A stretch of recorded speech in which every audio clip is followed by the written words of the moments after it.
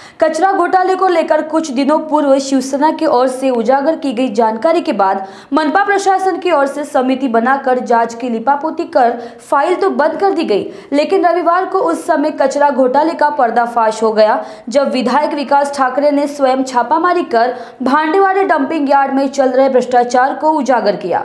छापामारी के दौरान कचरा लेकर पहुंचे ट्रकों में आधे से अधिक मिट्टी होने की वास्तविकता उजागर हुई।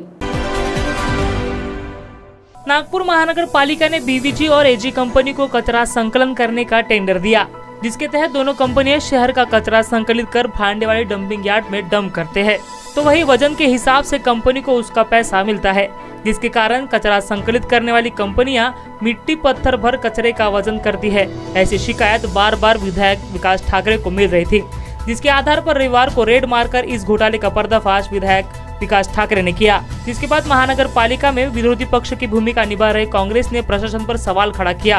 कांग्रेस के पार्षद नितिन साठोने ने आरोप लगाते हुए कहा कि इस घोटाले में अधिकारियों की साठगांठ से ये घोटाला चल रहा है।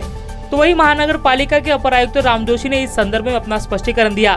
उन्होंने कहा कि संबंधित कंपनी पर कार्रवाई कर पेनल्टी वसूलेंगे। कई महीनों से महानगर पालिका में ये घोटाला चल रहा है, ऐसे में अधिकारी को इस घोटाले के बारे में जानकारी नहीं है, ये बात हजम नहीं होती।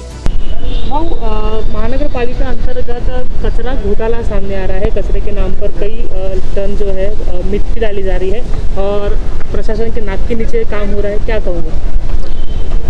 पहली बात, जो कचरा संकलन होता है नागपुर शहर का, वह अभी 2 कंपनियां मिलकर काम चला रही है और कचरा जो जाता है उसका वजन के हिसाब से उन कंपनियों को पेमेंट मिलता है।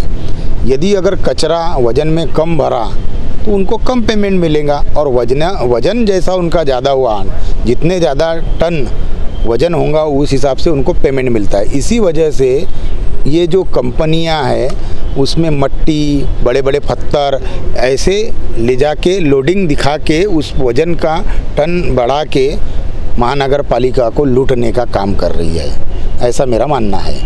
प्रशासन यहाँ पर चुप दिखाई दे रहा है। प्रशासन कहता है कि कार्रवाई हो रही है, लेकिन ऐसा लूटपाट तो कई दिनों से चल रही है।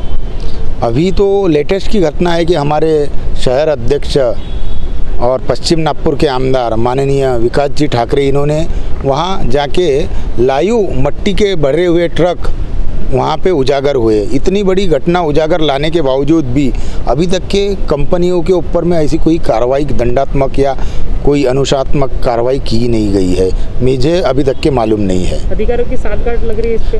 डेफिनेटली इसमें अधिकारियों की साठगांठ है। यहाँ जिस टाइप से प्रोपोगंडा किया जा रहा है कि नागपुर शहर में अभी पूरा स्ट्रिक्टली काम चल रहा है, ऐसा कुछ दिख नहीं रहा है। और इस टाइप से अभी तक के कंपनी के नाम पे जो कंपनियां यहाँ इस विषय में काम कर रही है उसमें तो ब्लैकलिस्टेड भी हो चुकी कंपनियां हैं। तो इसका पार्श्वभूमि तपासते हुए प्रशासन ने कठोर कार्रवाई करना चाहिए, हमारी अभी भी मांग है। सर, डंपिंग यार्डमध्ये कचरा संकलन त्यावेळेस माती मोजण्यात येत आहे, ते काल एक्सपोज केलं आहे विकास ठाकरे यांनी। महानगरपालिकेवर प्रश्नचिन्ह उपस्थित करण्यात येत आहे आणि जे एजन्सी आहे त्याचं सुद्धा प्रश्नचिन्ह उपस्थित करण्यात येत आहे। काय नेमकी कारवाई आपण त्या एजन्सीवर केली आहे किंवा त्या जे ट्रक्स आहे जे माती भरून आणतात त्याच्या संदर्भात? काल रविवारी आमदार विकास ठाकरे साहेबांनी दूरध्वनी करून अशी माहिती दिली की कचऱ्याच्या ज्या गाड्या भरून आमच्या प्रोसेसिंग यार्डला जमा होतात त्याच्यामधल्या एका गाडीमध्ये मोठ्या प्रमाणात माती किंवा विटांचे तुकडे वगैरे पण टाकण्यात आलेले आहे।